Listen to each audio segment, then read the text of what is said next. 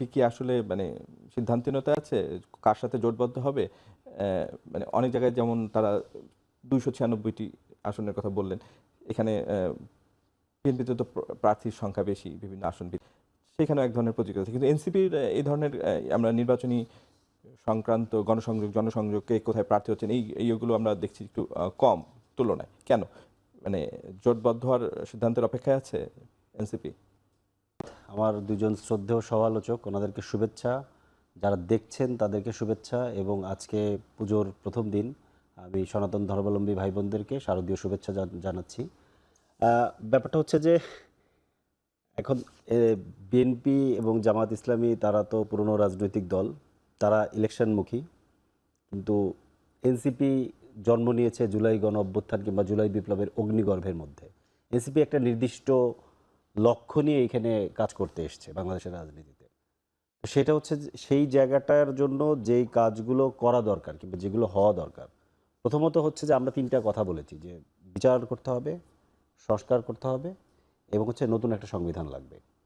সেটার জন্য অনেকগুলো প্রক্রিয়া অলরেডি শুরু হয়েছে। দুটোর কাজ তো চলছে। আমরা জানি যে জুলাই চার্টার একটা পর্যায়ে এসে ধরেন একরকম হতে হবে, এবং আমরা কখনো কখনো আমাদের কাছে একটু আশঙ্কা হয়েছে, শঙ্কিত হয়েছি যে সবাই বোধহয় আমাদের মতো এত কমিটেড না এই জুলাই সনদ কিংবা সংস্কারের ব্যাপারে, বিচারের ব্যাপারে। দ্যাটস ওয়াই আমাদেরকে একটু মানে আমাদের উপরে আমরা দায়টা বেশি বোধ করি। তো সেই জায়গা থেকে আমরা আসলে জুলাই সনদ হওয়া, এরপরে আসলে নির্বাচনটা আসলে কোন প্রক্রিয়ায় হবে, যেমন আমাদের এখনো স্পষ্ট দাবি, আমরা বলছি যে জুলাই সনদ বাস্তবায়ন করতে গেলে গণপরিষদ নির্বাচন লাগবে। গণপরিষদ ছাড়া আমরা এর বাইরে যেতে পারবো না। গণপরিষদ নির্বাচনের ব্যাপারে যে দাবিগুলো জানাচ্ছিলেন ওই বিষয়ে এখনো মানে মানে রাজপথে বলতে যেটা বোঝায় যে মানে আমরা বলছিলাম যে নির্বাচনমুখী বেশিরভাগ দলই, কিন্তু এনসিপি এখনো তাদের যে দাবিগুলো দুটোর বিষয়গত কাজ চলছে, কিন্তু ওই যে গণপরিষদ নির্বাচন বা গণপরিষদ নির্বাচন মানে আমরা এখনো পরিষ্কারভাবে মনে করি যেই যুক্তি থেকে আমরা প্রথমে গণপরিষদের দাবি করেছি, বাংলাদেশ এখনো ওইখানেই আছে। মানে ধরেন জুলাই সনদ তার সমর্থনে তেমন কোনো কর্মসূচি দেখছি না।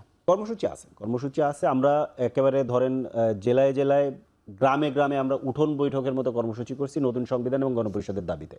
এটা ওইভাবে হয়তো মিডিয়াতে আসছে না, কিন্তু আমাদের প্রতিদিন ধরেন অন্তত 20টা-50টা জায়গাতে এটা চলতেছে। আমরা এটাকে একদম মনে করেন রুট লেভেলের মানুষকে কানেক্ট করতেছি। এটার জন্য আমরা যেটা বুঝি যে আমাদের ঐতিহাসিক বাস্তবতা এবং আমাদের টেকনিক্যাল দিক, রাজনৈতিক দিক সব মিলে জুলাই সনদের সংবিধান সংস্কারের যে অংশটা, এটাকে যদি আমরা গণপরিষদ ছাড়া অন্য কোনোভাবে যাই, এটা একটা বড় ঝুঁকির মধ্যে পড়বে।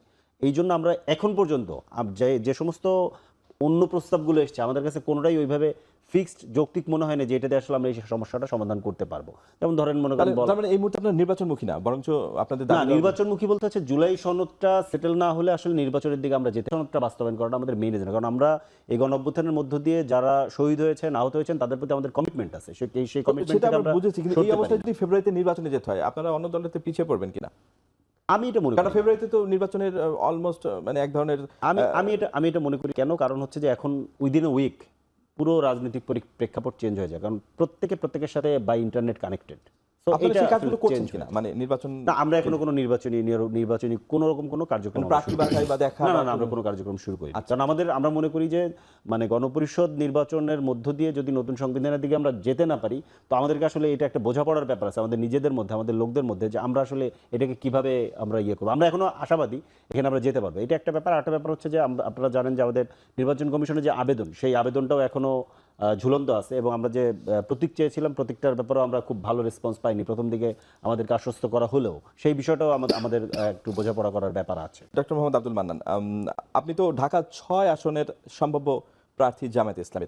আপনারা আসলে এই যে মানে প্রার্থী হয়েছেন বা প্রার্থী মনোনয়ন দিয়েছে, এখন এটা আসলে কোন পর্যায়ে আছে? কারণ আমরা জানি জোট টোট হলে অনেক প্রার্থী অদল বদল হতে পারে, আবার আমরা এটাও জানি যে জামাত 300 আসনের প্রার্থী ঠিক করেছে। তা আসলে আপনি কেমন, মানে আপনার এই আসনের স্ট্যাটাসটা, মানে আপনি মনোনয়ন পেয়েছেন না সম্ভাব্য প্রার্থী হিসেবে জনসংযোগ চালাচ্ছেন? জি, আপনাকে ধন্যবাদ। আমার সহ-আলোচক দুইজন আছেন, তাদেরকেও ধন্যবাদ। দর্শক শ্রোতা আপনাদেরকেও শুভেচ্ছা জানাই। ঢাকা 6 আসন, সূত্রাপুরবাড়ি, গ্যান্ডারিয়া, কোতোয়ালি এবং বংশালের আংশিক এরিয়ার জনগণের পক্ষ থেকে সবাইকে শুভেচ্ছা জানাই। এবং এটাও আমাদের জন্য সুখের খবর যে এই যে টেলিভিশনে আমরা বসে কথা বলছি, এটা ঢাকা 6 আসনের ভিতরে। আমাদের দল বাংলাদেশ জামাত ইসলামী সারা বাংলাদেশে 296টি আসনে তার প্রার্থী কনফার্ম করেছে আরও আগেই। তো এই যে দলীয় প্রার্থী কনফার্ম হয়েছে, আচ্ছা, আপনি দলীয়ভাবে আমাদের প্রার্থী কনফার্ম করা হয়েছে এবং জামাত ইসলামী এই প্রার্থী আপনি তাদের একজন? আমি তাদের একজন এবং এই দলীয় প্রার্থী কনফার্মেশনের ক্ষেত্রে জামাত তার সুদূর প্রসারী রাজনীতি এবং সুদূর প্রসারী যে পলিটিক্স এবং বাংলাদেশের ক্ষেত্রে তার নেতৃত্ব তৈরি করার কৌশলকে সামনে রেখেই কিন্তু এটা আনটিল ফার্দার চেঞ্জ এটা বলবৎ থাকবে। এর জন্য অনেক প্রার্থী অনেক আগে থেকেও আছে, আবার অনেক প্রার্থী নতুনও আছে। তো এই জায়গা থেকে আপনি যেটা বলেছেন যে জোটবদ্ধ রাজনীতি যদি হয় তাহলে জোটের ক্ষেত্রে কি অবস্থান হচ্ছে, যদি আমার থেকে ভালো প্রার্থী এখানে আমাদের যারা অ্যালি থাকবে তাদের পক্ষ থেকে থাকে, তাহলে জোটের পক্ষ থেকে যাকে প্রার্থী করা হবে আমরা তাকেই বিজয়ী করার জন্য কাজ করব। এটাই হচ্ছে আমাদের মূল আপনি কি নীতি। কাজ শুরু করেছেন ঢাকা আমি 6? গত ঘোষণাটা হয়েছে তখন থেকে এই পর্যন্ত কাজ করে যাচ্ছি এবং আমাদের সম্ভাব্য যারা জোট আছেন এখনো পর্যন্ত এরকম কোনো প্রার্থী আমরা এখানে দেখছি না, যাদের সাথে আমাদের জোটের সম্ভাবনা আছে সেখানে আমরা কাজ করে যাচ্ছি। এখনো পর্যন্ত এই ঢাকা 6-এর মাটি মানুষের সাথে আমি ওতপ্রোতভাবে কাজ করে যাচ্ছি এবং আমি আশাবাদী যে আমাদের জোট থাকলেও এই অঞ্চলে জোটের অ্যালিভুক্ত সেরকম ভালো প্রার্থী না থাকলে